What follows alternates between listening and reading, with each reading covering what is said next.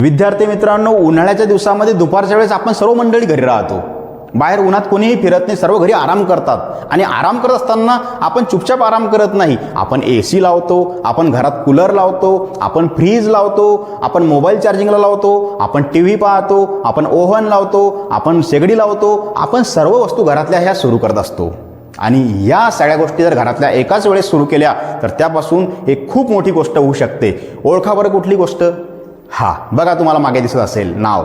Yes, overloading. त्याला काय म्हटलेलं आहे? ओव्हरलोडिंग. जर एकाच वेळेस घरातील आपल्या इलेक्ट्रिकल सर्किटमधील सर्व वस्तू आपण जर सुरू केल्या तर ओव्हरलोडिंग होऊ शकते.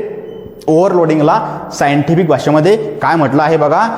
Overloading occurs when too many electrical appliances are connected to one circuit. एकाच सर्किटमध्ये अशा खूप सगळ्या पिना लावल्या आणि सर्व वस्तू घरातल्या एकाच वेळेस सुरू केल्या तर होणार काय? ओव्हरलोडिंग.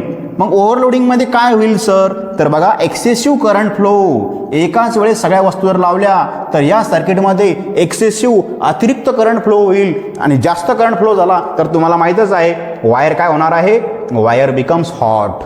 वायर गरम होईल. वायर एवढं गरम होईल की त्या ठिकाणी जे आपले अप्लायन्सेस आहेत हे अप्लायन्सेस त्या ठिकाणी शॉर्ट सर्किट त्यांच्यामध्ये होऊ शकते. अप्लायन्सेस डॅमेज होऊ शकतात. घराला आपल्या आगही लागू शकते. आणि बऱ्याच ठिकाणी अशा घटना घडलेल्या आहेत आणि घडत सुद्धा आहेत. मग या ओव्हरलोडिंगपासून जर आपल्याला आपल्या वस्तू वाचवायच्या असतील, आपल्या घराला वाचवायचं असेल, आपला जीव वाचवायचा असेल तर त्यासाठी एकाच वेळेस सर्व अशा वस्तू एकाच वेळेस यूज करणे टाळावे. त्याचबरोबर आपल्या सर्किटमध्ये फ्यूजसुद्धा असले पाहिजे, MCB असल्या पाहिजे. म्हणजे जास्त लोड आला किंवा काही एक्सेसिव्ह करंट आला तर त्या फ्यूज वायर ब्रेक होतील आणि त्या ठिकाणी MCB खाली पडतील आणि आपलं जे अप्लायन्सेस आहेत हे नक्की वाचतील. अशा प्रकारे विद्यार्थी मित्रांनो हा ओव्हरलोडिंग पॉईंट आहे. आता याच्यावर आधारित एक प्रश्न आहे, त्याचं उत्तर तुम्ही मला कमेंटमध्ये द्यायचं आहे. बघा, प्रश्न असा आहे, what is the main cause of overloading in an electric circuit? काय कारण आहे ओव्हरलोडिंगचं? Option number A, using only one appliances. फक्त एकच अप्लायन्स वापरला तर ओव्हरलोडिंग होईल. ऑप्शन नंबर बी म्हणतो आहे connecting too many appliances to one circuit. एकाच सर्किटमध्ये खूप सगळे अप्लायन्सेस लावले. पॉईंट नंबर बी सांगतो आहे. पॉईंट नंबर सीचं म्हणणं असं आहे स्विचिंग ऑफ ऑल अप्लायन्सेस.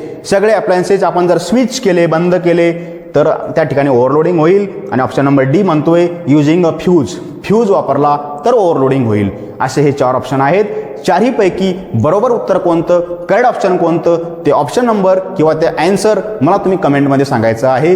ज्याचं उत्तर बरोबर येईल त्याचे नावं मी पुढील व्हिडिओमध्ये या ठिकाणी घोषित करणार आहे.